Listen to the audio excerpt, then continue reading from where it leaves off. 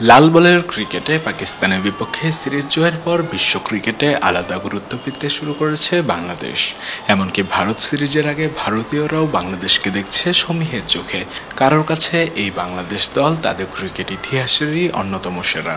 আবার কেউ কেউ বলছেন এই দলকে গণনার বাইরে রাখার বিন্দুমাত্র সুযোগ নাই। 250-টিরও বেশি ডিজাইন অপশন নিয়ে ওয়ালটন স্মার্ট ফ্রিজ, বোঝে আপনার প্রয়োজন। নিজের ইউটিউব চ্যানেলে জনপ্রিয় ধারাভাষ্যকার হার্ষা ভোগলে বলেছেন, দীর্ঘ সময়ের মধ্যে বাংলাদেশের এই টেস্ট দলটিকেই আমার কাছে সেরা মনে হচ্ছে।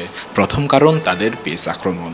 নাহিদ রানা সবচেয়ে রোমাঞ্চকর বোলারদের একজন।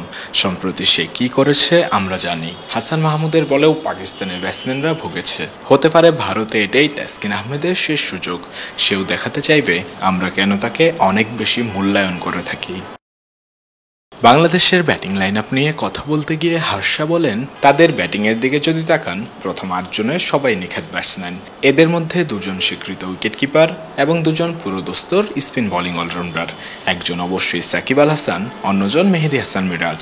মিরাজকে যতবারই দেখছি সে শুধু উন্নতিই করে যাচ্ছে। লিটন দাস ও মিরাজকে দেখে আমার মনে এই অনুভূতি জন্মেছে যে তারা এখন অনেক বড় দায়িত্ব নিতে প্রস্তুত। টাইগারদের প্রশংসায় মেতেছেন সুনীল গাভাস্কারও। ভারতের মিড ডে পত্রিকায় এক কলামে কিংবদন্তি এই ব্যাটসম্যান লিখেছেন, পাকিস্তানকে পাকিস্তানের মাঠে 2 টেস্টে হারিয়ে বাংলাদেশ দেখিয়েছে তারা গোনায় ধরার মতো শক্তি। এমনকি 2 বছর আগে ভারত যখন বাংলাদেশ সফরে গিয়েছিল তখন কঠিন লড়াইয়ের মুখে পড়েছিল। এখন পাকিস্তানকে সিরিজে হারানোর পর তারা ভারতের বিপক্ষেও লড়তে প্রস্তুত। ওদের দারুণ কিছু খেলোয়াড় আছে এবং প্রতিশ্রুতিশীল কিছু খেলোয়াড় আছে যারা আন্তর্জাতিক ক্রিকেটের শুরুতে প্রতিপক্ষ দেখে চমকে যাওয়ার অভ্যাস কাটিয়ে উঠেছে। এখন ওদের বিপক্ষে যারাই খেলবে তারা জানে এক মুহূর্তের জন্যও মনোসংযোগে ছাড় দেয়া যাবে না। পাকিস্তান সেটা ভালোভাবেই টের পেয়েছে। এই সিরিজ দেখার জন্য অপেক্ষা করাই যায়। পাকিস্তানকে হারানোর পর প্রত্যাশা বেড়েছে, টাইগাররা পারবে তো ভক্তদের চাওয়া মেটাতে।